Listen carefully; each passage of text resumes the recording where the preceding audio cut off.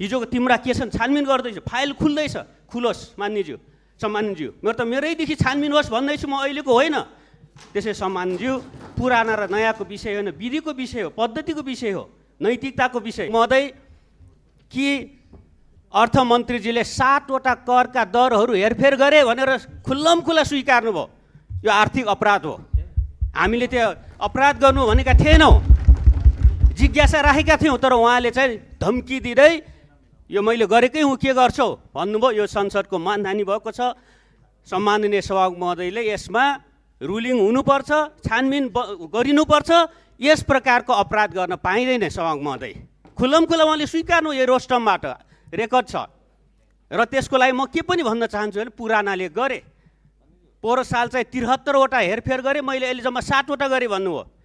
73 होस् या एउटा होस्, अपराध भनेको अपराध हो। सम्मानित सभामुख महोदय 2 वर्ष अगाडि मैले नै, म पनि पुरानो हुँ, मैले नै बजेट ल्याएको थिएँ। म आजको मात्रै भन्दै छैन। सम्मानित सभामुख महोदय पुरानो छानबिन होस्, मेरो पालाको 2 वर्ष अगाडिको पनि छानबिन होस्, गत वर्षको पनि होस्, यसपटक पनि छानबिन होस्। म त्यसको लागि तयार छु। र त्यसको लागि अर्को कुरा पनि भन्न चाहन्छु सभामुख महोदय, पुराना कोही सांसद होइन, सबै नयाँ। यसपटक मात्रै प्रतिनिधि सभामा आउनुभएका मान्यज्यूहरूलाई राखेर छानबिन गरौँ, संसदको मर्यादा कायम गरौँ। पुरानो र नयाँ भनेर विषयान्तर गर्न पाइँदैन सभामुख महोदय। त्यसो गर्दा म सम्मानित सभामुख महोदयबाट रुलिङको अपेक्षा गरेको छु। र म आफ्नो दलका अतिरिक्त विपक्षी दलहरूको तर्फबाट पनि यो माग राख्न चाहन्छु कि एउटा संसदीय छानबिन समिति होस्। कहाँनिर ग्रे एरिया छ, कहाँनिर चुहावट छन्, कहाँनिर के भए हामी सबैलाई थाहा छ नि सम्मानित सभामुख महोदय। 20 लाखभन्दा मुनि कुन गाडी, कुन कम्पनी, कुन ब्रान्ड सबैलाई थाहा छ। मैले सुट गरेकै हुँ भन्नुभयो, त्यो पाइँदैन सभामुख महोदय। विधेयकको प्रोसेस हुन्छ, मन्त्रालयहरूले विधेयक तयार गर्छ, सबै विधेयकका अतिरिक्त अर्थ विधेयक पनि त्यसमा क्याबिनेटले पास गर्छ। क्याबिनेटपछि इन्डिभिजुअल मन्त्रीले त्यो फेर्न हेर्न, अझ कर्मचारीले 12 पेज मिलाउने त झन् पाउँदैन सभामुख महोदय। यसले चाहिँ संसदको सर्वोच्चता, संसदको मानहानि भएको छ। ठिक छ, केही त्यस्ता प्राविधिक सानातिना केही कुराहरू केही प्राविधिक रूपले असङ्गत रहेछन् भने त्यस्ता कुरा विगतमा पनि छन्। त्यसबारे पनि के गर्ने, छानबिन होस्, अध्ययन होस्, प्रतिवेदन आओस्। दिवंगत सम्मानज्यू, म अलिकति छुट्याउन चाहन्छु।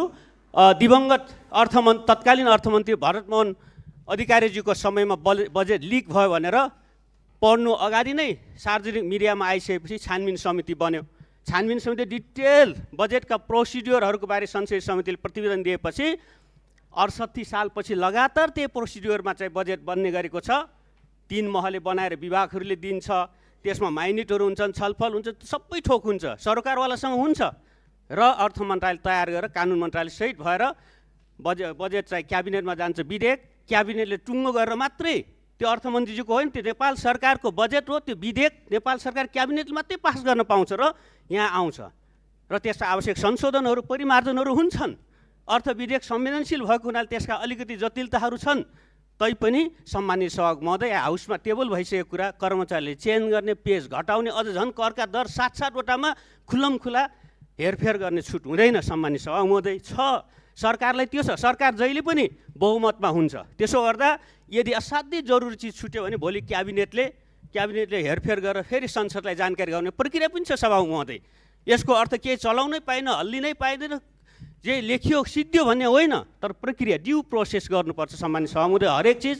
अनि त्यो कुरा उठाउने मान्यज्यूलाई हिजोको तिम्रा के छन् छानबिन गर्दैछु, फाइल खुल्दैछ, खुलोस् मान्यज्यू सम्मानज्यू। मेरो त मेरैदेखि छानबिन होस् भन्दैछु, म अहिलेको होइन। त्यसै सम्मानज्यू पुराना र नयाँको विषय होइन, विधिको विषय हो, पद्धतिको विषय हो, नैतिकताको विषय र चाहिँ संसदको सर्वोच्च विषय हो।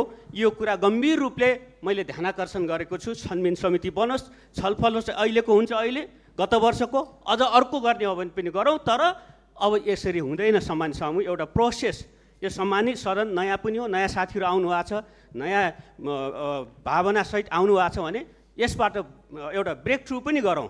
मैले हिजोकाले गरेँ त्यसैले मैले गरेँ भन्न पाइँदैन सभामुख महोदय। मैले यति राख्छु, धन्यवाद। मान्य सदस्य भरत बहादुर खड्कालाई समय दिन्छु। छोटकरीमा आफ्नो भनाइ राख्नुहोस्। अरू मान्य सदस्यहरू बस्नुहोस्।